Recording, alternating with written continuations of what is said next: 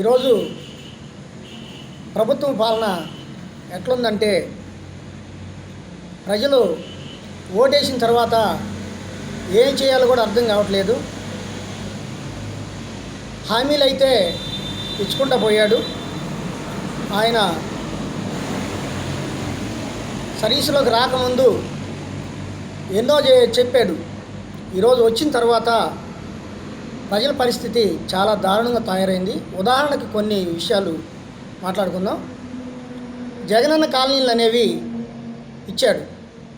అవి వాటి పరిస్థితి ఎట్లుందంటే పైడిపాట్లో ఒక చెరువు దగ్గర ప్రక్కనే బీడు భూముల్లో ఇస్తే అవి ఓటోరటం, చెట్లు మలవటం, కృంగిపోవటం, పునాదులు చాలా దుర్భరంగా, చాలా ఇబ్బందిగా అక్కడ పరిస్థితి ఉంది. అంటే జనం నివాసం ఉండలేరు ఆ ఇళ్లలో.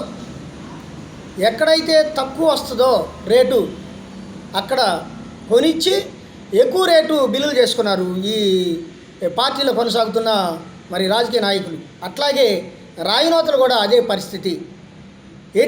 దేనికి పనికిరానటువంటి ఇళ్ళకి పనికిరానటువంటి భూమిని ఎక్కువ రేటు పెట్టి కొనిచ్చి ఆ కాలనీలని కట్టుకోకపోతే మీరు ప్లాట్లు తీసుకుంటాము అని బెదిరించడము, వాలంటీర్లను పెట్టి అట్లా చేసి ఎట్లా కట్ట కొన్ని చోట్ల అయితే కాంట్రాక్టర్లకి ఇవ్వండి మీరు అని ప్రభుత్వంలో కొనసాగుతున్న పెద్దలు కాంట్రాక్టర్లకి అద్దంకిలోనే బొమ్మనంపాడు దగ్గరలో ఇచ్చిన కాలనీ అది సౌడు భూమి, ఇంటికి పనికొచ్చే భూమి కాదు. యాక్చువల్గా అది పంటే పండదు, పల్లు ప్రాంతము, సౌడు భూమి.